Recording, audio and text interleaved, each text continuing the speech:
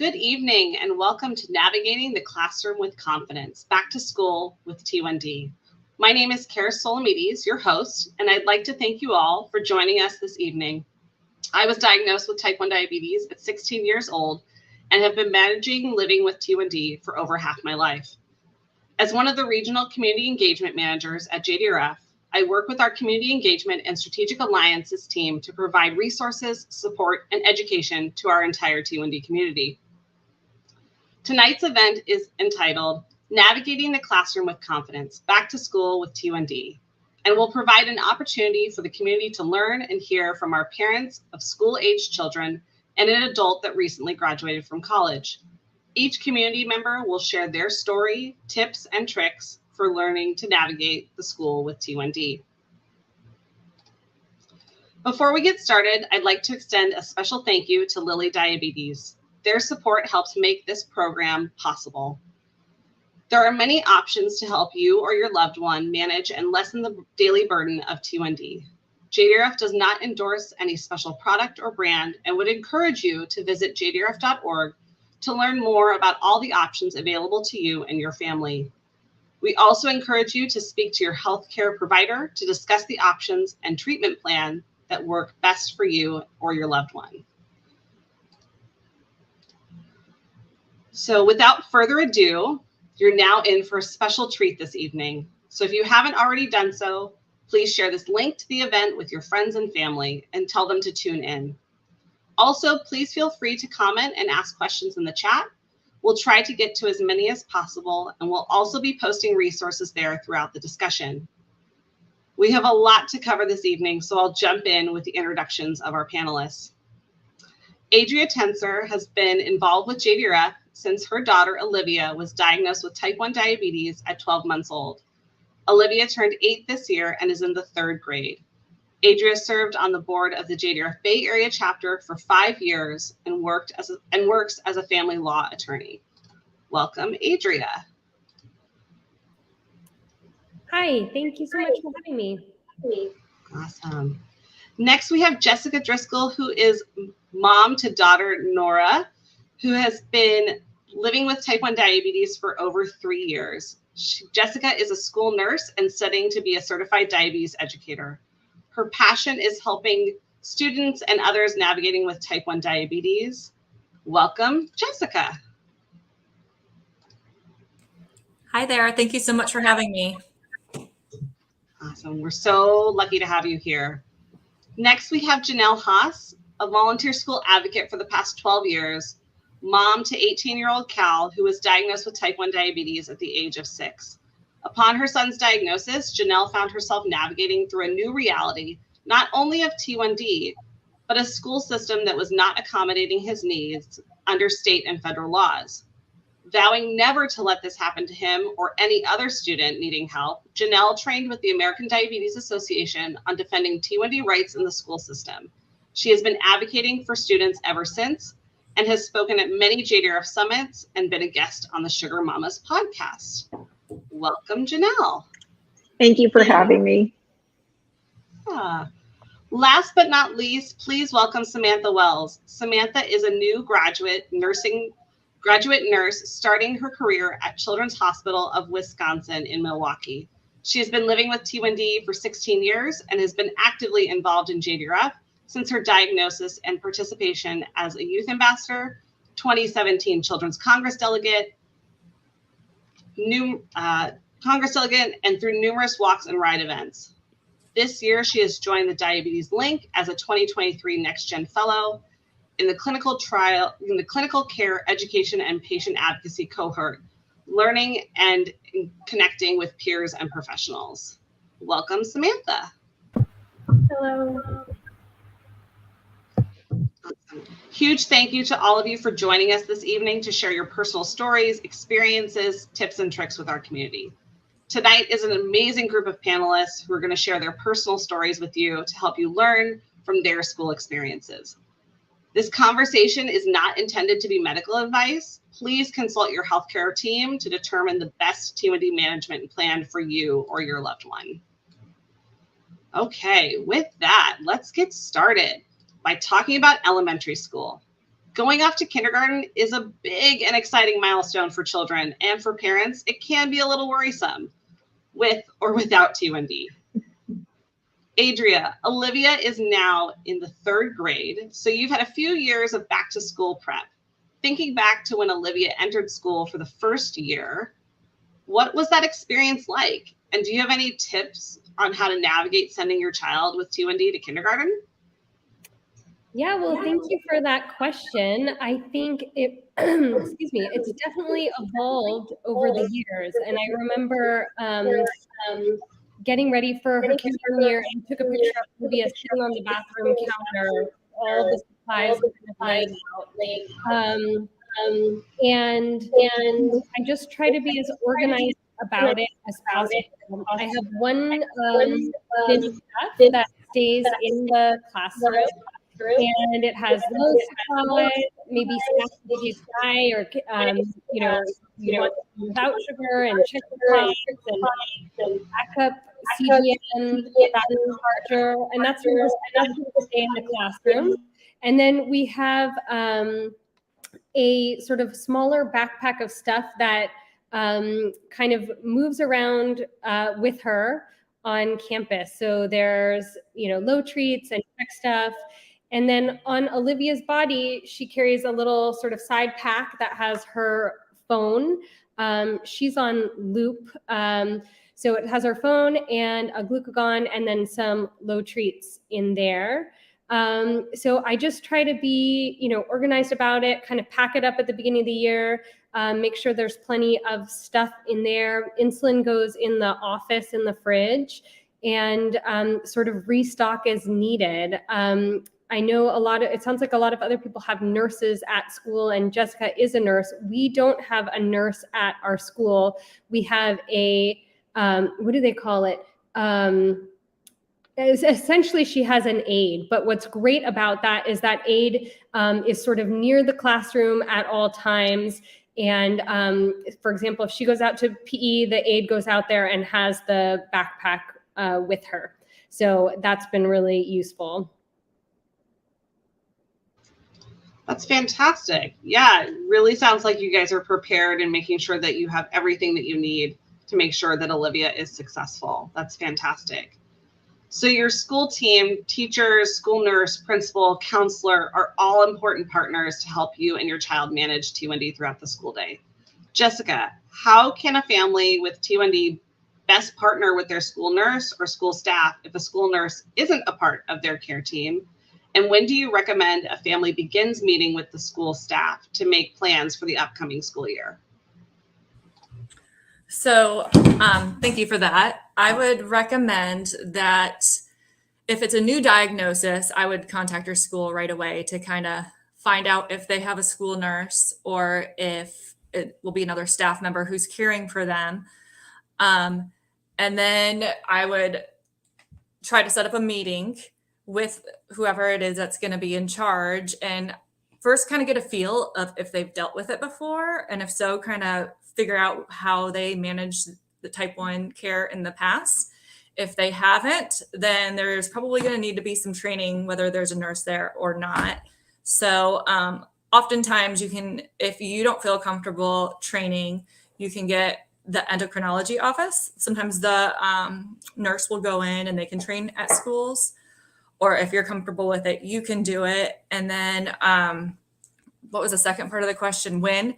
So what I do is, so all my school's about to start, all my type 1s that I already know, I've already reached out to them and we've set up a date for parents to come in and children too, if they want to. And we get all the supplies in, go over the plan, and kind of just go from there. If it's a new student, then I usually find out about them the year before that, so-and-so is coming, they're going to be type 1. So I reach out to them at that point. And then a couple weeks before school starts, I'll have them come in. We'll get their care plan, make sure we have all their meds, their insulin, their glucagon. I usually have backup pumps, backup Dexcom. I keep that all in the office. And then from there, I go and I teach the teachers. And then that's pretty much our method of the beginning of the year. That's fantastic. Thank you for sharing that, Jessica. Yeah. Really, really important. Janelle, Cal is entering his first year of college, another exciting milestone. What tips and tricks have you learned through the years that has helped your family partner with your school nurse staff while supporting Cal in high school? Thinking about it, and there are actually three main things that we did in high school that were super helpful. When Cal had a diabetes issue that affected school, we would email the teacher or teachers, and we always CC'd the nurse and the clinic on those. That way everybody was on the same page, and even if we had a conversation with the school, we still followed it up with an email. The wording of a conversation could be forgotten in my experience, but an email is pretty concrete. Secondly, we, especially in high school, we made sure that the testing accommodations were very specific in his 504. They became really relevant then. They sometimes even were test specific, especially with state testing, PSATs, college level testing, such as advanced placement. We had a testing coordinator that I emailed frequently and made sure that I had confirmation as to where and when he was testing. I certainly didn't do it perfect. We did this because erroneously we had not included such specifications in his 504, and his first advanced placement testing was in a janitor's portable with lots of interruptions. So that's how we learned, right? To never do that again. And then lastly, I will say, this was a little trick that helped Cal prepare for college as well, is that he became his own advocate and had conversations with his teachers on the high school level.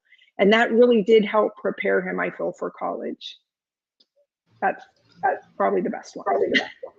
That's fantastic. Janelle, thank you so much for sharing that. And speaking about being your own advocate and Cal learning to be an advocate, super, super important.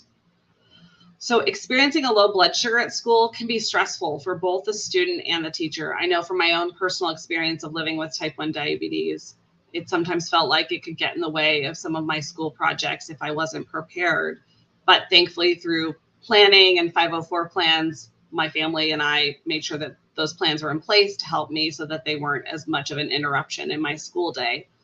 Jessica, how important is it for families to have a plan for glucagon at school? And from your personal experience, how do you navigate low blood sugars at school? Well, thank you for that. I do think it's very important to always have glucagon near them because you never know what's going to happen, especially at school. There's so many factors that play a fact that aren't at home, and just the heat, the activity, stress. I mean, with all my type 1s, they're all a little different, and I've gotten to know them and who tends to fall from what. But, you know, stuff, as all type 1 parents know, stuff happens that you're not prepared for. So it's always good to have glucagon. I personally have, last year we had 7 type 1s, and I followed them all on a school iPad.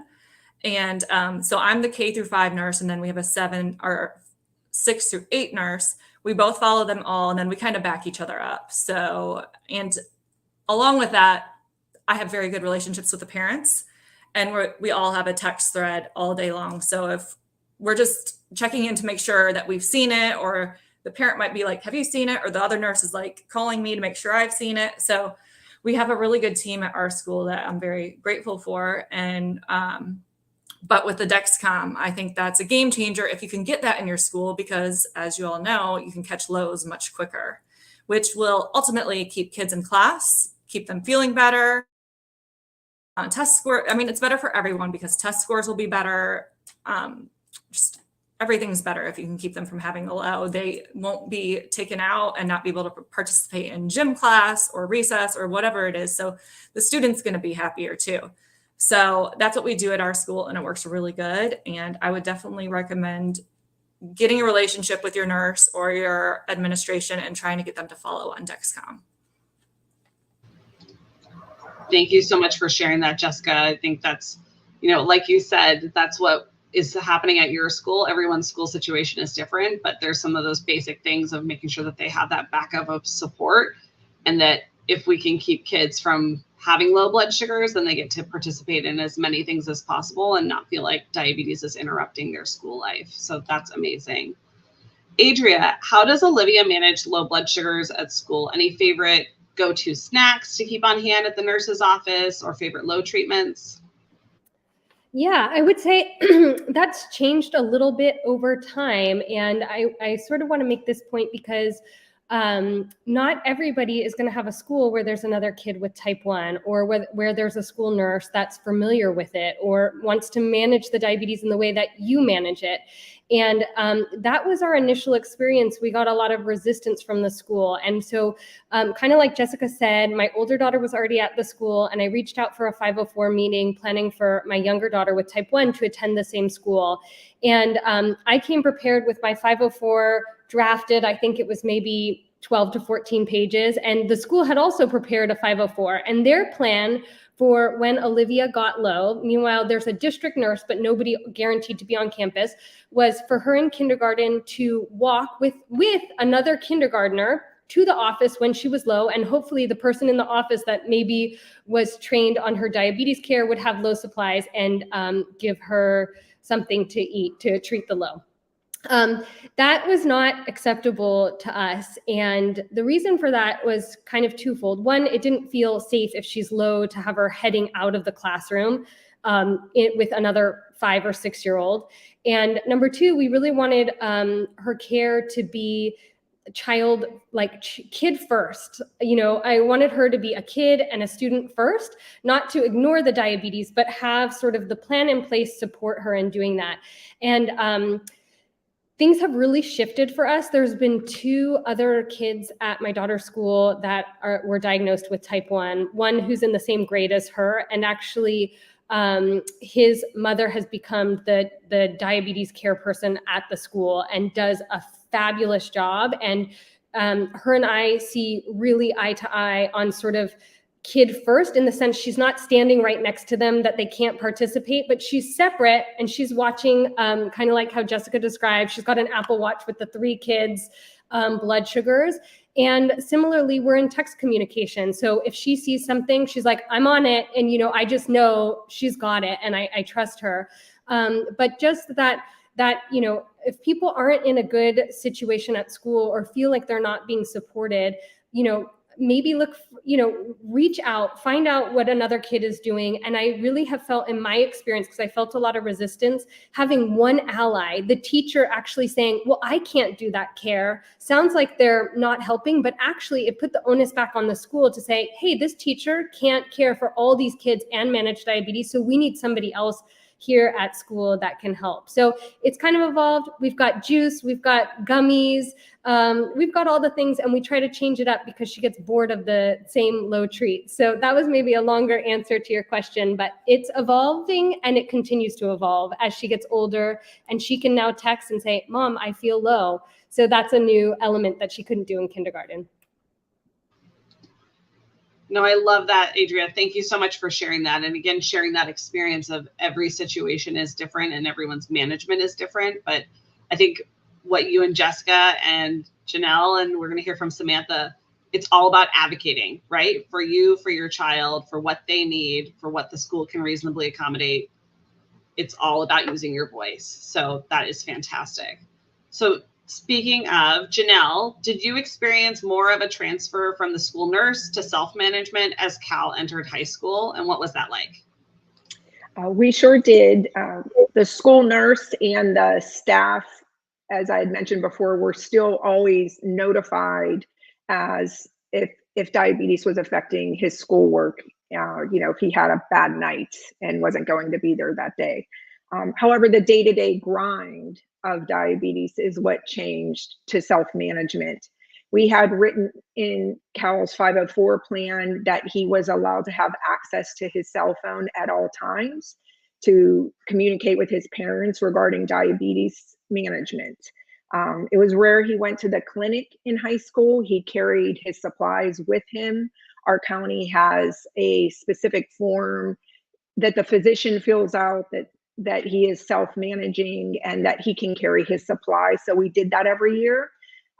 He still went to the clinic at times, perhaps if he needed to resupply or needed the privacy for a site change. And one thing that came to mind was he was having a very severe low in the library one afternoon, and I had to call the school because he had used all that he had in his access to bring up that low, and it wasn't happening. And the nurse ran down, it was actually the clinic aide, ran down a juice to him. So although the relationship changes with the staff, I do think it's important to keep that communication open.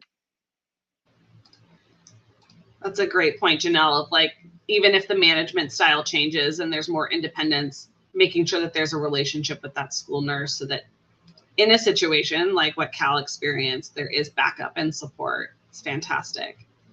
So we've heard a lot about 504 plans, and we're going to dive a little bit more into 504 plans, but just so we're all level set, I wanted to share, working with a healthcare provider and a school team to develop a diabetes management plan is a crucial step to ensuring safe and successful environment for your child. Many families develop a 504 plan. A 504 plan is a legal written document specifying what reasonable modifications and accommodations the school must provide for a child with a disability. Children with T1D are protected under this law. To learn more about 504 plans, you can visit us online at jdrf.org/school. So again, remind that is a legal document and that as a type 1, you are protected with a 504 plan. So Jessica, as a school nurse and a mother of a child with T1D, what tips do you wish more parents and caregivers knew to include when building their diabetes management plans or 504 plans to help their children with T1D? So when you set up your meeting, I would come in with a care plan from the endocrinologist because the nurse is going to need that. And then also speaking about the care plan, when you go through it with them, I would make sure some nurses, especially if they don't have type 1 experience, they take that order very black and white. So for example, if it says you treat them for a low if they're below 80, well, say you have the Dex come up and they're 90 with a down arrow and they have a lot of insulin and they're going to need juice, you can tell the nurse, it's okay to give them that juice a little bit early. It doesn't have to be that. I'd rather have you give it early rather than having a low. So I think that's definitely something good to bring up regarding the care plan, because that is one thing I've noticed with nurses who are they don't have a lot of experience with type 1. In regards to the 504, you have to be very, very specific in it, like everything you want. If you want the nurse to follow or whoever to follow the Dexcom, if you want them to be able to have their cell phone on them within 20 feet at all times, because during a lot of schools don't even allow cell phones. However, during testing, cell phones usually aren't even allowed in the room, but they have to know that that cell phone needs to be there at all times, that they can have access to their low snacks at all times and to water and to use the bathroom. And also they may need extra time for testing. I know some people have had a lot of resistance to these things. So I think a lot of that has to do with lack of knowledge from administration or nurses or whoever, because they don't really understand everything about type 1. So being very specific and making sure everybody gets the education that they need so that they they're not going to completely understand it without going through it, but they have a good understanding of it to keep your child safe during the day. That's great. Thank you, Jessica. I still remember when I was building out my 504 plan when I was in high school. My first year, I was in a Spanish language class, and there were participation points if you didn't go to the bathroom. Well, I needed to be able to go to the bathroom because I needed to be able to drink water. So we had to add in my 504 plan that next year that I needed to be able to go to the bathroom without it hurting my participation points in my Spanish class. So talking about being specific, sometimes you do have to get down to the class that you're in, but having more detail is better than keeping it loose. And some of that's going to be a learning curve because you don't know that stuff is going to come up until you go through it. And then, you learn next year what to put on your 504 that wasn't included. Absolutely. Absolutely. So Janelle, as a mother of a rising college freshman, exciting, How has your diabetes management plan for Cal changed over the years? What specific things did you add to his 504 plan for standardized testing? I think you covered this a little bit, but college prep, how was it about choosing a college? Are there certain factors that were important to Cal and your family when selecting a college? Yes, yeah. I will say the thing that mattered the most and surprising to his parents was the distance that he was from us. He applied to colleges that were 12 hours away, but ended up and was accepted, but ended up choosing one that was 5 hours away so that we could get to him and he could get to us in time, I will say. So that was the biggest thing. Regarding the other, as far as the services for disabilities at all the colleges we looked at, they all were very accommodating, and they all had those services, had an office of disabilities or accessibility services. So that's encouraging for sure. And regarding, do you want me to touch on the standardized testing in college prep? Yeah, absolutely. Oh, okay. I didn't know. Okay.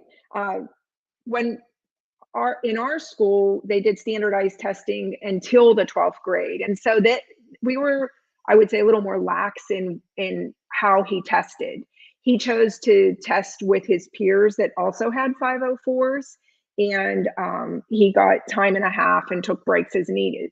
But when college testing came up, meaning advanced placement exams or PSATs, it got a lot more specific.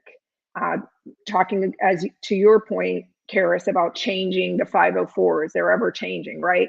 We asked for a proctor and for him to be in a room on his own. He wanted that more than anything for his fellow students because Dexcoms and insulin pump alarms go off, and he didn't want to interrupt other students taking tests. We asked that the location be given 72 hours before. Where is he going to take this test? Other kids in the school, they knew a week in advance, so that wasn't an unfair request.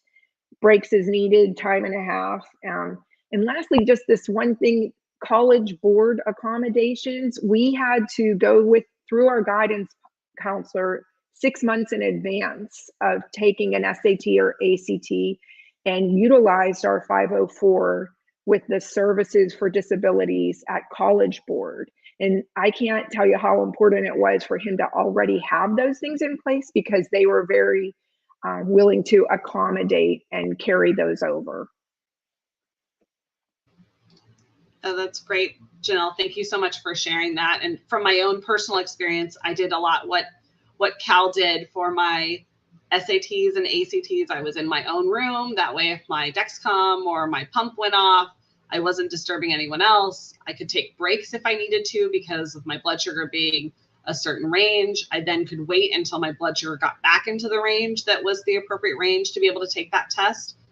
So highly, highly recommend as you're getting into those later years of high school, really looking at how does that 504 plan evolve for some of those testings, which then sets you up for college, which is fantastic. So thank you so much for sharing that. And now we're on to that ultimate milestone, right, of that time in college, that freedom, and reaching that point to college graduation. So we get to hear a little bit from Samantha. So Samantha, as a recent college graduate, congratulations. Did you utilize any disability resources during your time in college? And if so, what were they and how did you choose them? Awesome, thank you. So I got to know the Disability Service Office very well.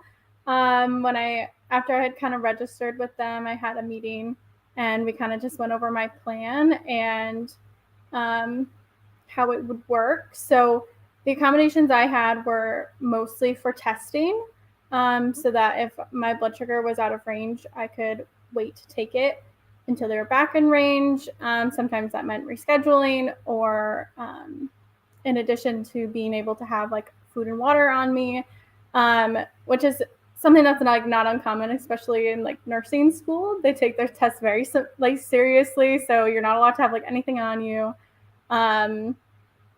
So that might also include like if you need your phone for your Dexcom or your pump, that would also be included, being able to have those things on you. yeah, and being able to have breaks during tests and stuff like that as needed. So those are the kind of accommodations that I had. I know that some people have different housing accommodations, or they can request like a separate fridge for just their insulin and stuff like that. I didn't do anything like that, but those are out there. And yeah. Awesome. Thank you, Samantha, for sharing that. Yeah, from my own personal experience, I didn't do as much of the testing accommodations. I was studying more public relations and communications and was in a lot smaller of classes. I went to a small university. And so I relied heavily on the housing and school classroom schedule accommodations. So I got first choice of housing on campus. I requested a private restroom, which, being a freshman and getting your own bathroom, was like a real treat. I got to move in a day earlier than the rest of the freshman class, which was nice. I got to settle in. I also got first choice of all of my classes. So I could pick, what class schedule worked for me based on my diabetes. I knew that I didn't want to have any classes really late at night because I wanted to make sure that I was able to get consistent sleep. So I didn't have any classes super early in the morning. I used to joke with my friends that I got to pick even before the athletes at our university, which was kind of fun. But it meant I got all the classes that I wanted. I didn't have to worry about it. And then, yes, working with the Disability Resource Center for, additional time on testing, or they would alert my professors that I had type 1, so I didn't have to do it. They'd send out an email and say, this is what you're going to expect. I also had, because I wasn't wearing a Dexcom, this was really before Dexcom was really, really widely used. I also had a stipulation, because I was at a small university, if I didn't show up for class and hadn't alerted my professor, that campus security would come to my dorm room and check in on me, which was really great for my parents. It was a nice peace of mind for them. And it did actually happen where I had a really bad low blood sugar, and had to have campus security actually come into my dorm room and wake me up and take me to the campus nurse's office to make sure that I was okay. So it was a nice peace of mind. But again, you can talk to your school about what resources or services they provide, and they also have examples from what other students have done at their university. But great to always think outside the box. And frankly, getting first pick of housing and classes was such a perk. And we always say diabetes is really tough. Why can't there be some perks? So it was nice to be able to get those pieces. So Samantha, for some teams, it can be intimidating to tell other peers about T1D. How did you navigate this with your roommates? Yeah, so it was very convenient for me that going into college, I actually knew my roommate beforehand. We weren't like super close, but I did know her, and she did know that I had diabetes, but she didn't necessarily know what that all entailed. So kind of that first night when we had like moved in, I was like, oh, like, I know that you know that I have diabetes, but like I wear an insulin pump and a Dexcom, and those buzz and beep. So like, sorry in advance, like if those go off in the night. And then I also was kind of like, hey, these are my low snacks. Like I have fruit snacks, like these are off limits. And that kind of conversation is going to look different for everyone. I think that if you're going into a situation where you don't know your roommate, if you do have their contact information, I know a lot of times you can get their phone number or connect on social media beforehand. Just kind of like throw that out there. You don't have to give them like a whole spiel, but just say, hey, FYI, like I have type 1 diabetes. I wear equipment that buzzes and beeps, and I have low treatments that are off limits. I think that's a really easy way to kind of start that conversation. And then it's kind of up to you for how much you want to involve them. If you end up being really great friends and they want to learn all about your diabetes, that's awesome. But like, don't feel obligated to share that information if you don't want to. But I do think it's also important that, thinking about emergency situations, if you have glucagon, like it's not a bad idea to tell a person or the people that you're living with how glucagon works in case of emergency. Or if, you have CGM or pump alarms that are like blaring, like something serious is going on, like, hey, if I haven't responded to this, maybe just like check in on me. But again, you can kind of determine how much information you want to share with them and how much you want to get them involved. And definitely don't expect them to manage your diabetes. But I think it's also important that if you are having issues with your roommates, like moving your insulin around or eating your low snacks or something like that, to bring up that conversation. And don't be afraid to get your RA involved. I was an RA, so I did a lot of roommate conflict stuff. And so they're a really good resource if you are having those kind of issues, and you can bring that back to them, student housing and the disabilities office if it becomes a problem. That's awesome. Thank you, Samantha, for sharing that. I think that, to your point, is so important of being prepared for an emergency situation, but also everyone's different, and what you want to share about your diabetes is totally up to you. I did share when I was in college with my roommate how to do glucagon. She was not comfortable with it.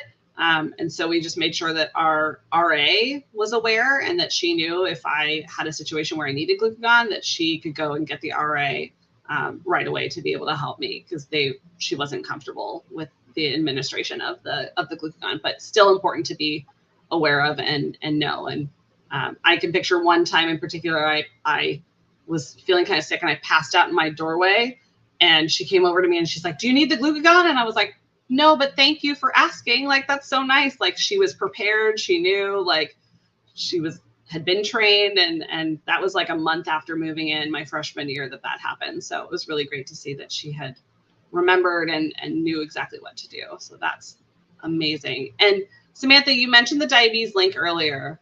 Can you tell us a little bit about the organization and how it helps support you through your college career?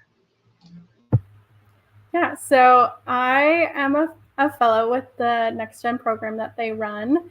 And the Diabetes Link is all about being a support for young adults with type 1 diabetes and type 2 diabetes now too. They're becoming more and more inclusive as the years go on, and it's amazing. So they transitioned from the College Diabetes Network, which was their former name, and so now they're the Diabetes Link. So they did that to be more inclusive, because not all young people go to college. But they really are a great resource to connect people. They have a lot of groups on campuses, on college campuses, run by students, just to kind of like peer support. So definitely look into that if your school has a Diabetes Link group. But as far as like support in college, the CDN, they used to have these big like booklets that were kind of just the resource of going off to college. And my mother and I, we had a copy of those, and my mom like read those like front to back. Like, she really was like, okay, this is what I need. Like, this is all the information I need to like be prepared to like send her off to college. And so they've discontinue those books. Maybe, if you have older kids with T1D, you might have had those copies, or your provider's office might still have some laying around. But have no fear. The link does have that all digitalized on their resource hub. So you can find that resource for both parents and caregivers and young adults going off to college. You can access all that. And so that was kind of a big resource in getting us prepared to go off to college. But the resource hub is new, so I'm not super well versed in everything that's in there and all the goodies, but there's lots of great content for young adults with type 1. Thank you. Awesome. Thank you, Samantha. And we did put those in the chat for everyone. So there is a version of the hub that is for more students, and then there is one for caregivers as well. So really kind of how Samantha talked about those booklets. They took those, they updated them. So there are resources for both the student, but also for their caregiver or their parent as well. So feel free to check those out. We're linking those in the chat for you so that you can have those as a resource afterwards. So this is a question for everyone. So when navigating school, did you use any particular online resource or support to help advocate for yourself or your child at school? I think Adria, we'll start with you. Yeah, I would say, what helped me was getting copies of other people's 504 plans. I know here in the Bay Area, we have an email group for parents and caregivers of children with diabetes, but I also know I've heard people say the type 1 community is the best community you never wanted to be a part of. And it's really true. So I think the best thing you can do is if you're looking at this or something in your 504 plan isn't working, reach out to other parents. I know, and Janelle probably has more information. I think the ADA has sample 504 plans, but look at other language. For example, my daughter's 504 plan has some language, and I don't remember the details, that her cell phone is a medical device and she can have it on her person at any and all times, anywhere on campus. And she can use it to call or text her parents regarding diabetes or a caregiver, at any time, which was kind of silly when she was in kindergarten and couldn't really call or text yet, but it was in there and it's still in there. And I think the burden shifts, that the onus is on the school to demonstrate why the child or young person no longer needs that accommodation. So it's kind of in there, and I feel good that that's already written in there, and it's not something that we have to renegotiate every year. So I would say just talk to other parents, other people that have been through this. Say, hey, would you mind sharing a copy of your 504 plan? I don't mind if you take out the details, or if there's private information they don't want to share. And that was a big help for us in finding sort of a starting place. And I feel like having one ally or one person that gets it at the school, one person that's willing to say, no, I don't think it's right for your kid to go to the office when they're low with a kindergartner. That for me really made the difference, and just getting the school on board and like wanting to support our kid and help her be a kid and go to school. So those are the things that I found in my experience really helped us. That's amazing. Thank you so much for sharing that, Adria. Jessica, how about you? Any particular online resources or support to help advocate? But my circumstances are a little different. I got a job so I could take care of my daughter. But now, as being a school nurse in a school and being able to care for them, and then hearing other people's stories, I have to agree with Adria where she said, get an ally, go in, and if you've been upset about something that didn't go your way, I would not recommend go in with like guns blazing, because you want to be able to communicate with these people and then get them on your side. So I know that's not always easy, but find an advocate, make sure they have plenty of education, because I think that's a huge thing in schools. They just don't get it, because I think if they did get it, they would be more accepting of it, but I don't think they understand how hard it is and how it's 24/7 and it doesn't stop. So if you can get an ally, get in touch with people in your local JDRF group or other moms that have gone through it, find some other type 1 friends, and just see, get ideas from them. But the main thing I would say is get an ally and try to educate them the best that you can. Great advice, Jessica. Janelle? Navigating school.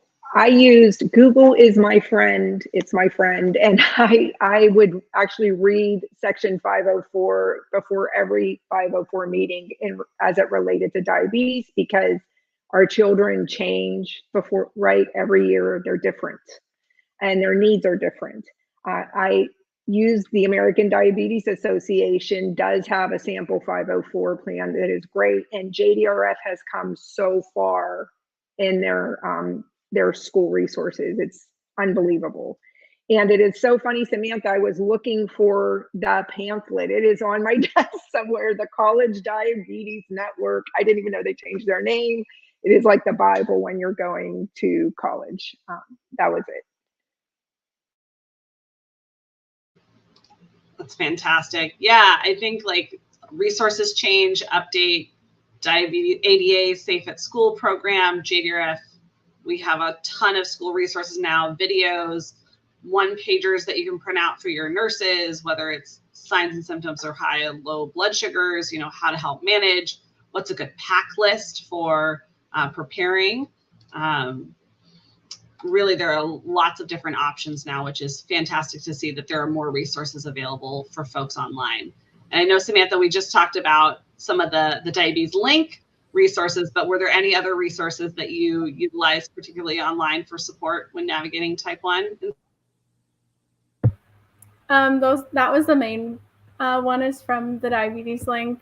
And then, previously in school, my mom and I used a lot of JDRF resources, and I never went to a school that had a school nurse. So my mom and I did a lot of training using JDRF's resources.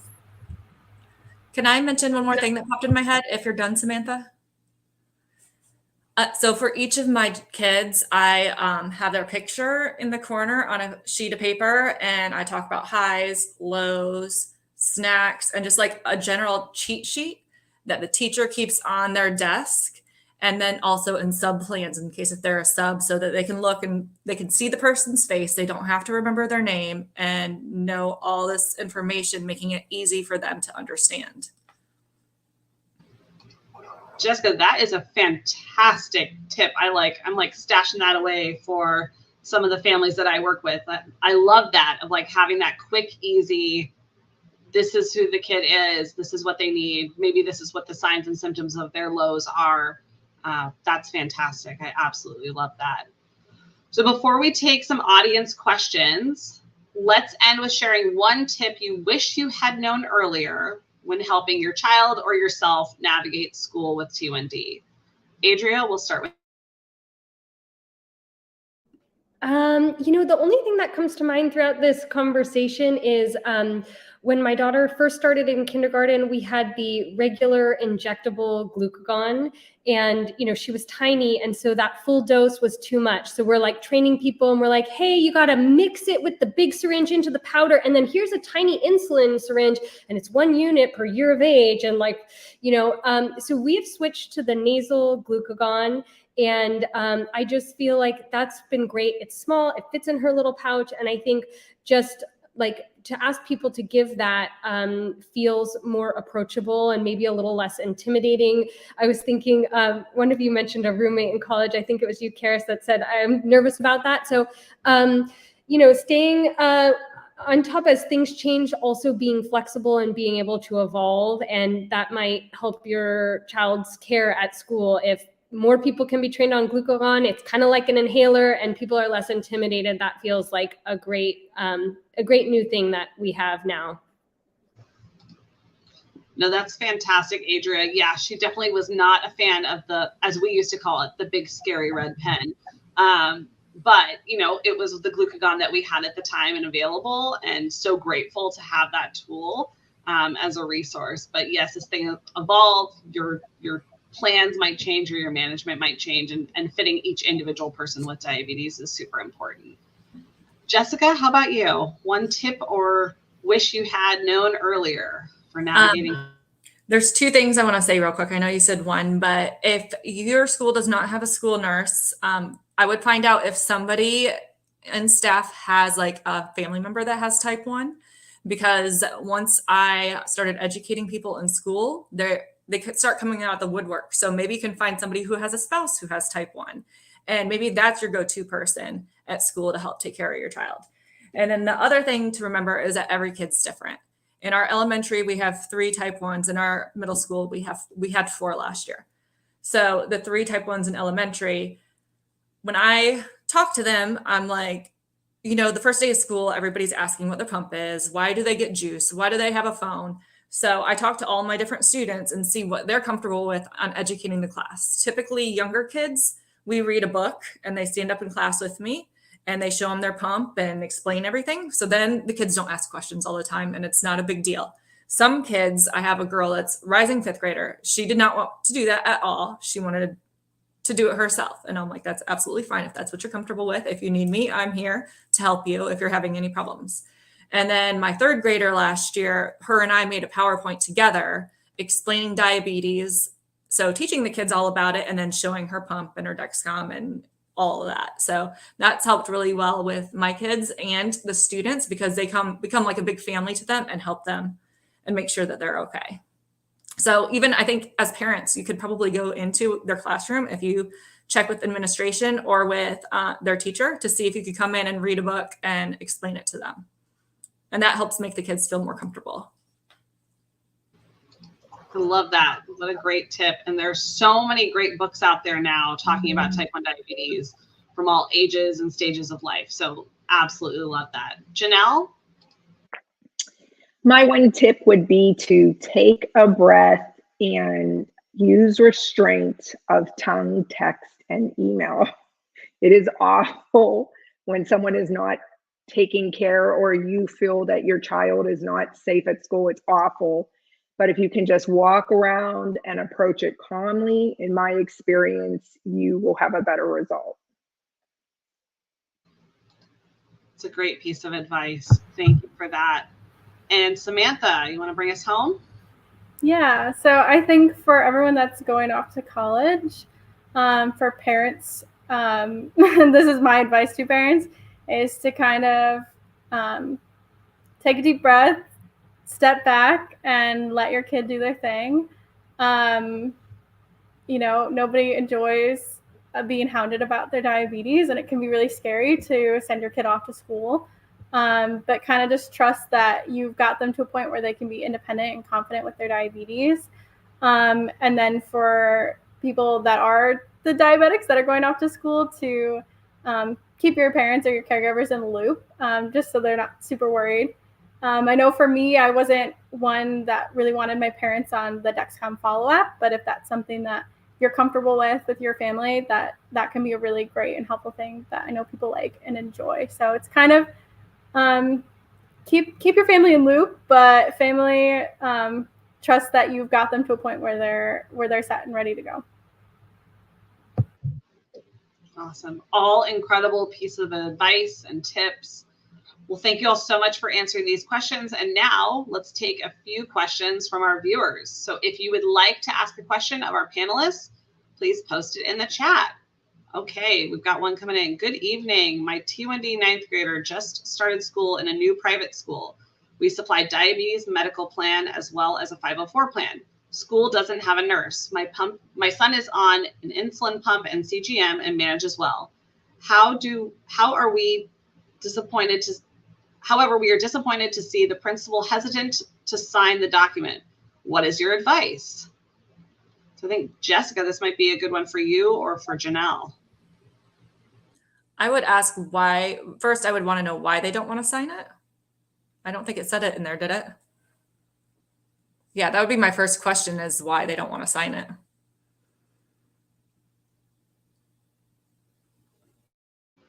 That's a good point. Janelle, do you have anything you want to add, or Adria? Sure. I was going to add that 504s are not something that schools get a choice of if they take any federal funding. And I've met one school in my 12 years that didn't take federal funding.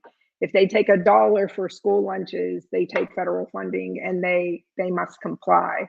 The only reason I would ever see a 504 being hesitant, an administrator, is something is not a reasonable accommodation.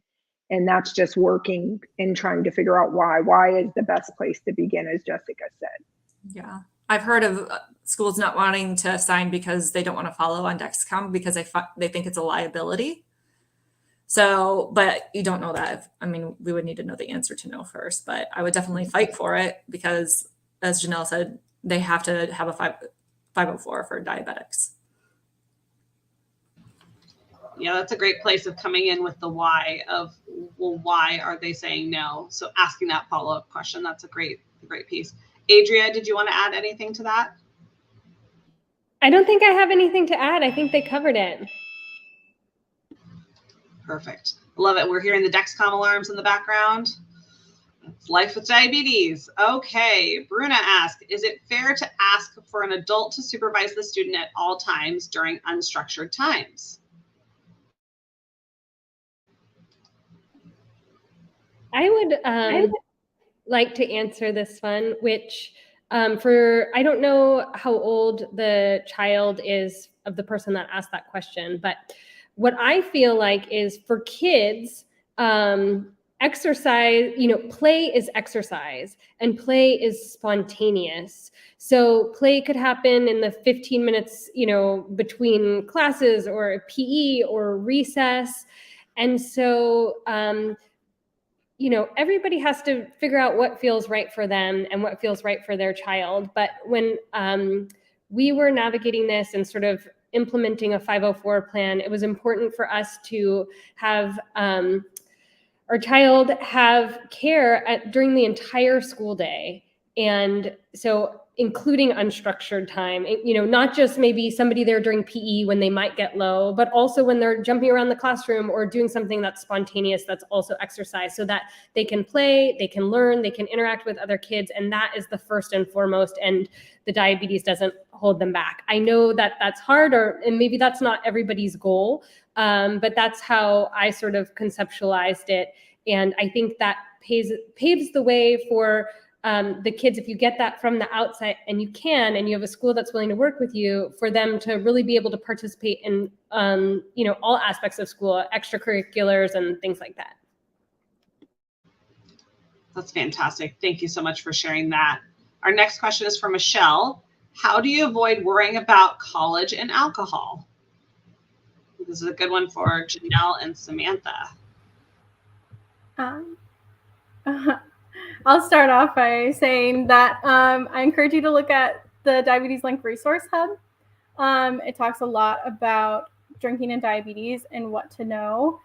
I think it's really important to make sure that, your kid understands what diabetes and alcohol looks like, and that alcohol will lower your blood sugar a few hours after. That's why it can be really dangerous, because you might have some drinks, then go to bed and have low blood sugar. So it's really important to know how it affects you and to drink safely, and to also know that glucagon will probably not work if you have been drinking. Your liver can do one thing at a time, and so the glucagon will not work effectively. So it's really, really important to be monitoring your blood sugars, making sure you're starting at a good range. That's why sometimes families really enjoy having like the Follow app and being able to see what numbers are at. For me, I always made sure that I had at least one friend that kind of knew what was up. So it's like, okay, like, that kind of point person to check in on me, and that I could have someone, if something emergent happened, that they could be in the know. That's amazing. Thank you for sharing that. I'm going to pass to Janelle. I think Janelle had some points she wanted to make too. I was just going to say, Michelle, that's crazy. Not worry as a parent when your child goes to college. Oh my goodness. Something that really helped me as a parent is that I went to the endocrinologist with my 18-year-old. I said to the endocrinologist, please speak to him about what you do with alcohol or all that college entails. And I walked out of the room so that they could have a frank conversation, because it's your life. It is Samantha's life when she was in college. I'm sure her mom went through it too, and yours too, Karis, right? I think that's really important for you to be realistic and to them to have the tools. And I did send the Diabetes Link, which formerly College Diabetes Network, link about drinking to my son. That's it. That's amazing. I love that you did that, Janelle. That's fantastic. And we have a comment from Val. Watching Samantha feels like I'm watching my 7-year-old in the future. I'm not so worried anymore. So thank you, Samantha, for sharing your experience, and to everyone tonight for sharing your lived experiences with type 1 diabetes or caring for your children with type 1 diabetes. It really means the world to our community to be able to hear these conversations and hear your tips and tricks. So I want to give a special thank you to our guests for sharing their stories, tips, and tricks with us tonight. A big round of applause to them. I'd also like to say a thank you to Lilly Diabetes for helping us to make tonight's event possible. You can learn more about JDRF school resources by visiting us online at jdrf.org/school. We just want to thank everyone tonight for joining us. Thank you all so much and have a great night.